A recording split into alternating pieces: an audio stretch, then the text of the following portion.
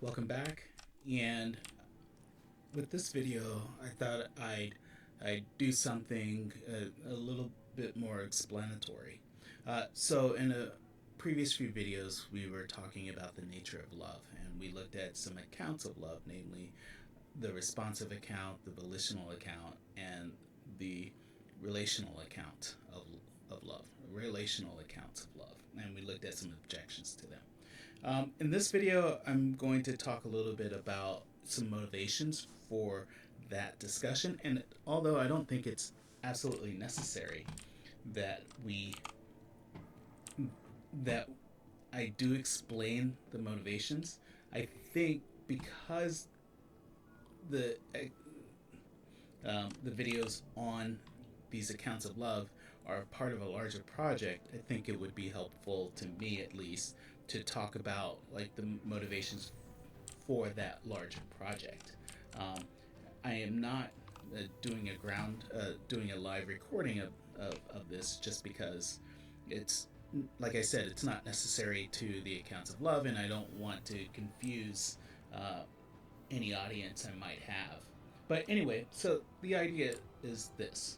Okay, let's Tom Henry Fielding is the author of the novel Tom Jones. From one of the scenes in that novel, uh, two characters attend a theater production of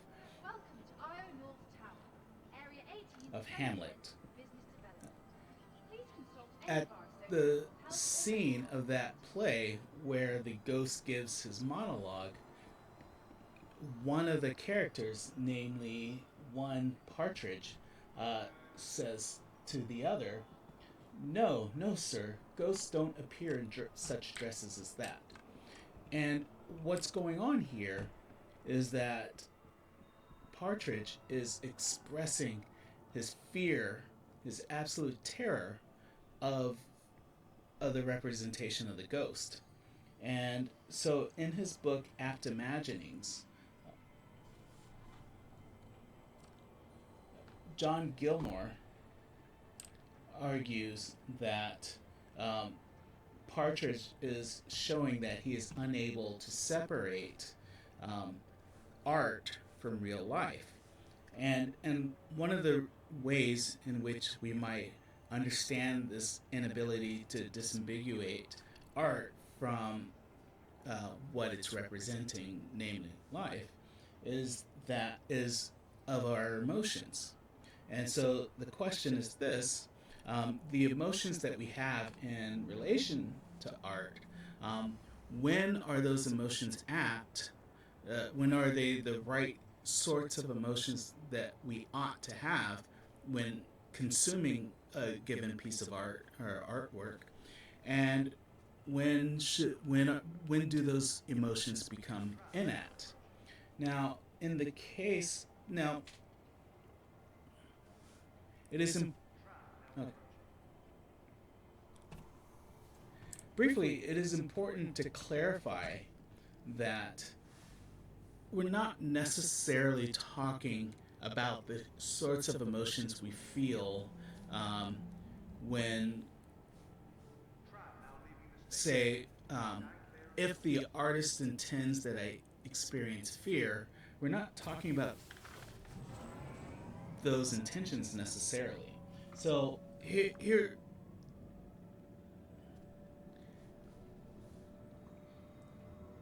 So here are some examples of what we could be talking about. Imagine feeling sadness over the death of a fictional character. Is the sadness apt? Is the sadness inapt? Right? What about embarrassment? Um, let's say when we're watching a sitcom and the character in the sitcom does something that's worthy of embarrassment, and we feel embarrassment at the same time. Is the embarrassment an apt emotion? And so, some other examples briefly would be say, resentment, and like if you watch a character being slighted by their lover, or jealousy, desire, arousal, right, shame, and glee. We experience all these emotions in the context. We often experience all of these emotions in the context of consuming fiction, right?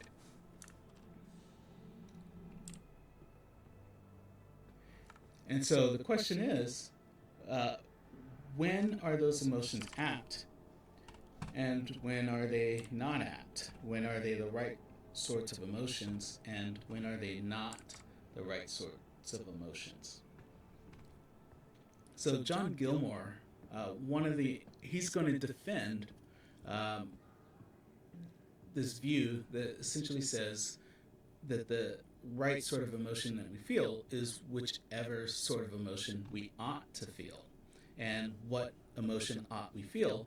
Well, essentially, it's the emotion that consummates the consummation of that given artwork. Namely, it's the emotion that the artist intends for us to have.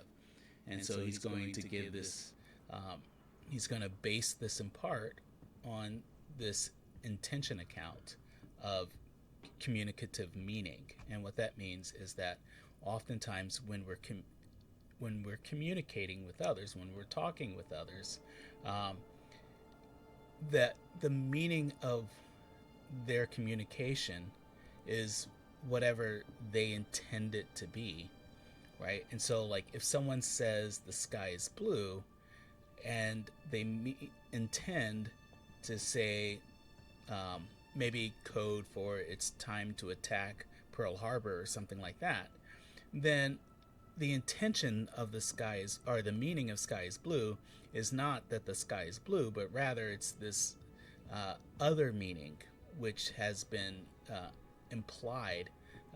Maybe it's code or something like that. Um, so, right. So he's going to argue that art um, is a kind of communicative intention or and as such, um, artists communicate with the public through their artwork, and as such, the meaning there's a certain meaning embedded in the artwork that's determined by the intentions of the artist, and because of that, because there is a certain meaning intended by the intentions of the artist, sometimes those meanings are defined as ways as feelings to impart to us. And so meaning here is equated with feeling. And so whatever the right meaning is whatever the artist intends for us to feel, right? And so we can think of all kinds of artwork. A really good case in point would be starts the Pulp Fiction, the movie Pulp Fiction, where we're intended to laugh at a gruesome murder. For instance, the car scene when, this, I don't know what he is. He's sitting in the back of the car, and he just been kidnapped at gunpoint by the protagonist in that movie. And they're talking to each other and waving a gun in his face, and he accidentally shoots him. And it's meant to be a funny scene, so the apt emotion there would be one of laughter or something like that. But other people would disagree, obviously, and they would say, no, that was an inapt emotion. And the reason why they would disagree is because they're going to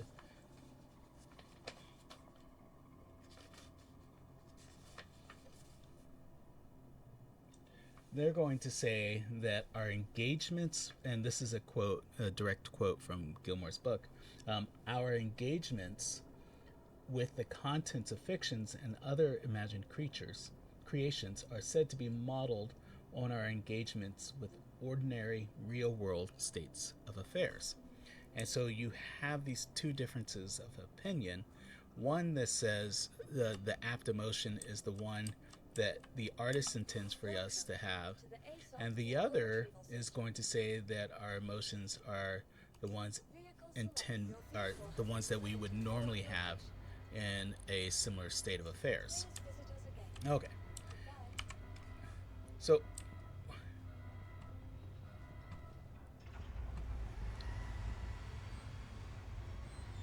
so let's. One of the things that I'll do in another video, well, like I said, I just wanted to mention that really quickly. But one of the things that I'd like to do in another video is um, portray some states of affairs that may uh, evoke some kind of emotion. We might do a missionary or like a mercenary mission, and you you know in the context of that, we're gonna feel fear, we're gonna feel surprise when the bad guy pops out at us, um, frustration if we miss, right? Whereas in you know, we might think that if I were in a similar state of affairs, I might be feeling a different set of emotions. Um, anyway, uh, that was fun. Yeah.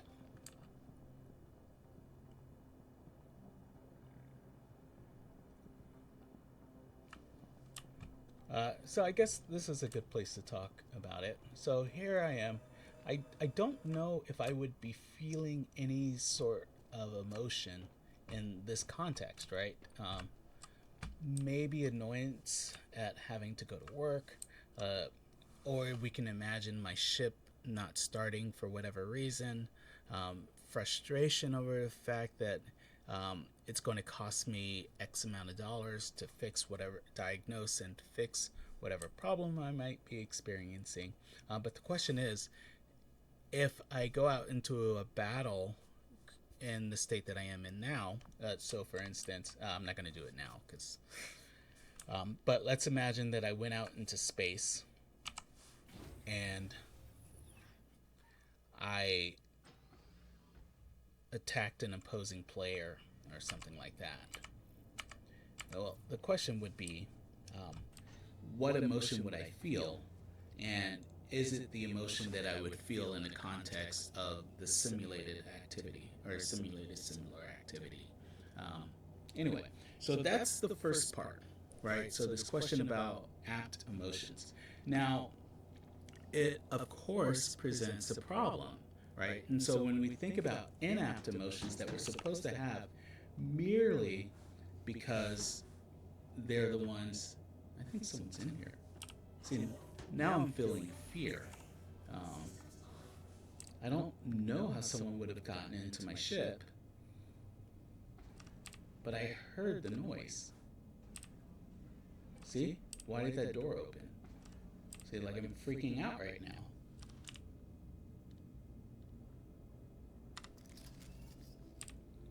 And I think this is the sort of evocative experiences we're talking about, right? So I think that there might be someone on my ship, and this is supposed to be a secure location, so I'm not expecting anyone to be here. And assuming that there is someone here, that's filling me with all kinds of anxiety.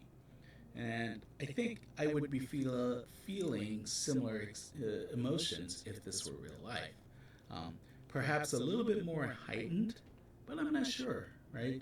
Some fictions are really good as in regards to the level of intensity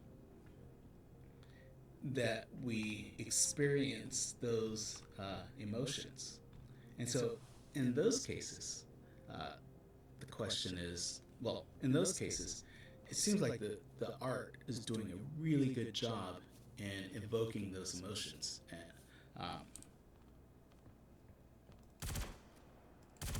do some target practice. Oh, I'm wasting ammo. I shouldn't do that.